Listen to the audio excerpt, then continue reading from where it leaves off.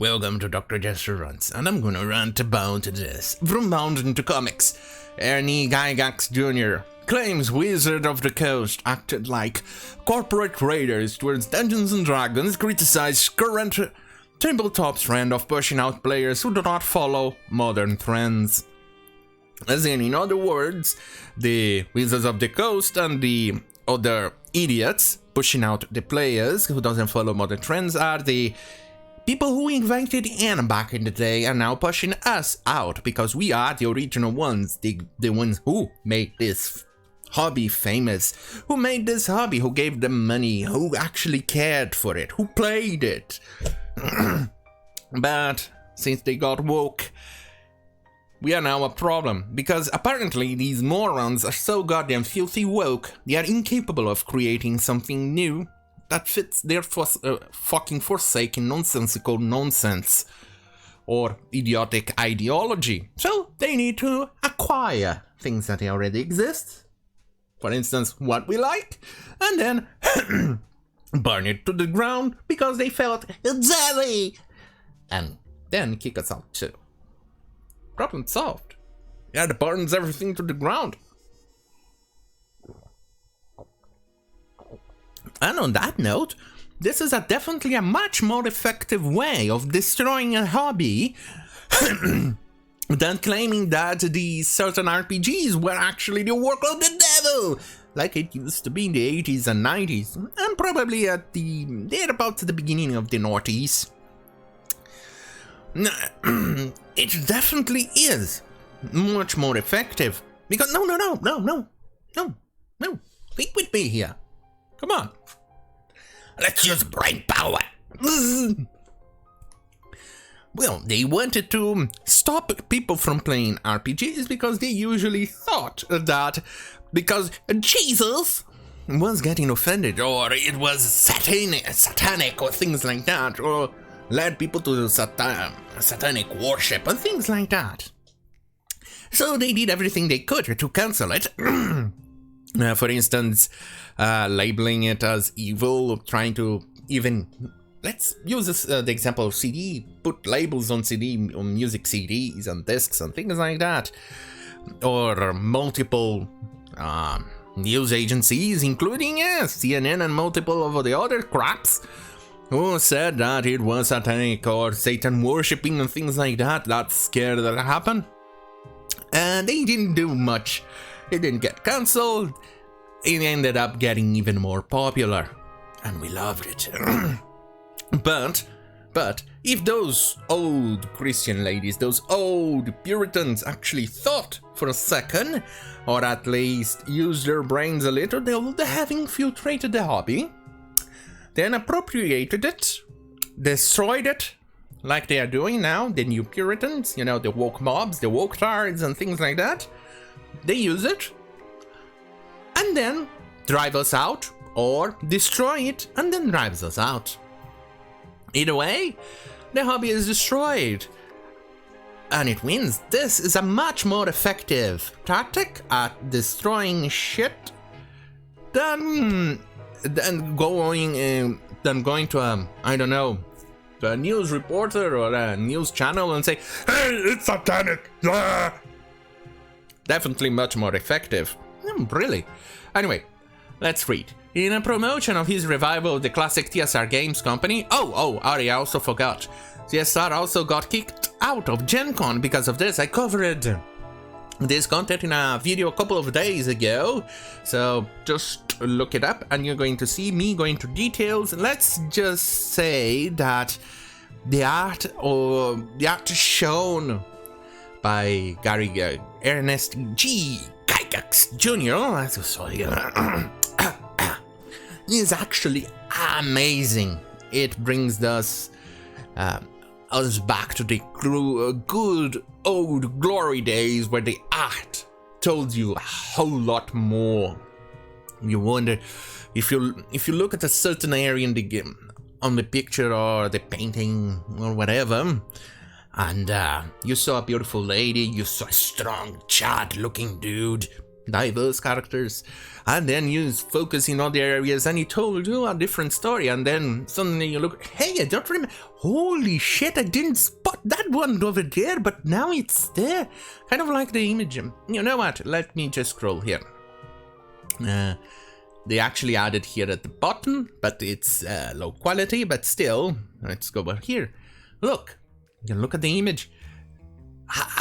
While I was recording a couple of days ago about this, I didn't notice the snake over here and the other here when I was recording. But when I was commenting about the image, about the details, then I noticed, holy shit, there's a monster over here and the other one here. You're gonna see my surprise in the video. I actually didn't notice until I recorded it.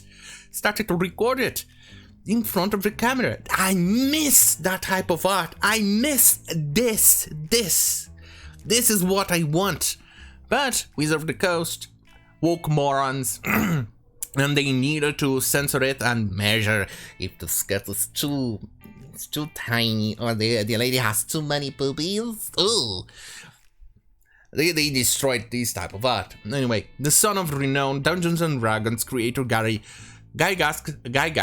recently spoke out against both Wizards of the Coast handling of the classic tabletop RPG brand and the rising community trend towards rejecting players who do not follow the modern trends based on critical race and social justice theory. On June 15th, Gygax Jr. appeared on Sci-Fi For Me TV line from the Bunker podcast to discuss his aforementioned revival of his father's original tabletop studio, known at the time of its 1973 establishment as Tactical Studies Roles TSR Games. During his appearance, the veteran tabletop developer shared not only his future plans for the revitalized company, but also his thoughts on the current state of Dungeons & Dragons and the current social climate surrounding the overall modern tabletop RPG environment. Look, the art here, it's not bad. I really like it, etc. But somehow it lacks that spirit of the one on let's move on.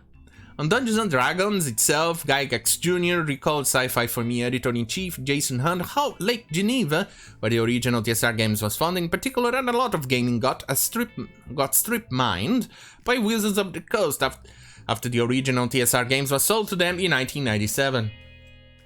Yeah, this is sad. It was a mistake. A huge mistake. But I think the biggest mistake was allowing woke tards into our hobbies. We should have kicked them out.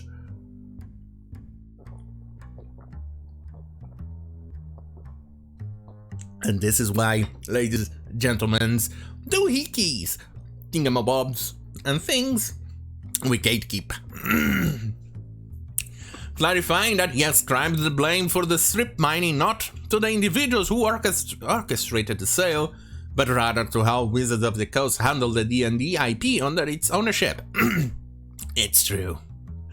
Gygax Jr. then likened the popular game publishing company to little more than a rail barons and corporate raiders. Timestamp 15 minutes. I'm feeling like I want to watch this later. Some of the ways of overprinting on products with high royalty rate, with guaranteed royalties whether they sell or not, said Gygax Jr. That reminds me of the rail barons of the past, starting up a rail line showing how wonderful it is, getting all the public to buy into it, while they start another line and sell off all their great stock and properties at very low cost to their new company and leave everybody else stranded. They just took us, our corporate raiders dude, their treasures, and then tried to make them their own. Yeah, he's got definitely a point over there. You continue, American Indians did the same thing. If they would wipe out another tribe many times, they would take the women and young children and murder off everything else and live to make your tribe that much better. Shit, you said something that should have been said. Shh. This is no. This is bad story and bad history. We should delete that part of the history. Deleted. It was deleted. Shh. Because this type of history should not be known. It's bad history that portrays the peaceful savage mentality.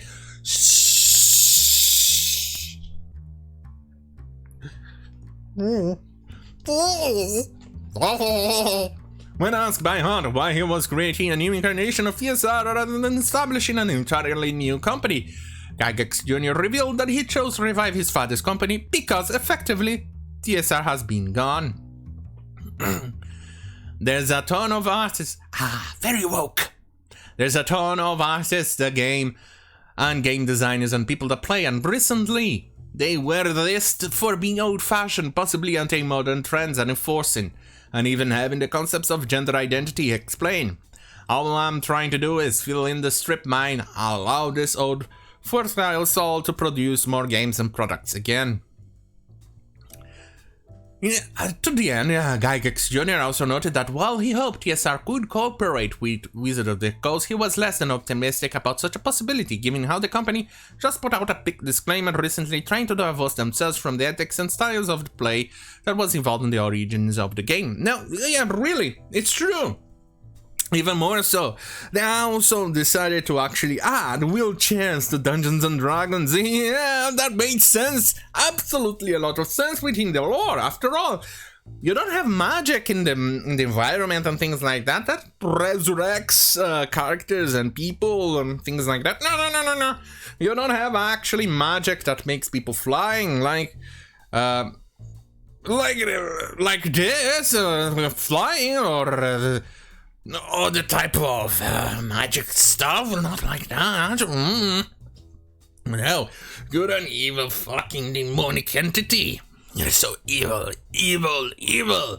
But you're not evil enough that you actually add disable accessible ramps with a very comfortable degree and lifting or a grate with a very, very fashionably good grade between the stairs, so that heroic group of disabled transgender people and dwarves can go up that ramp with a very soft grade and reach the end of the level or the dungeon and kill the evil lich or the evil demonic entity. And the Dungeon Master could never actually properly target those wheelchairs because they're so magical! They're definitely not overpowered at all about targeting them, so the Dungeon Master will definitely waste a lot of dice rolls in trying to target those definitely not overpowered wheelchairs. Shh, okay? People ruined everything. Where was I? Wizard of the Coast, he was less than the... They're basically trying to say we are a better company and a better type of person than those who started playing. At least there's somewhat of the... Stop moving!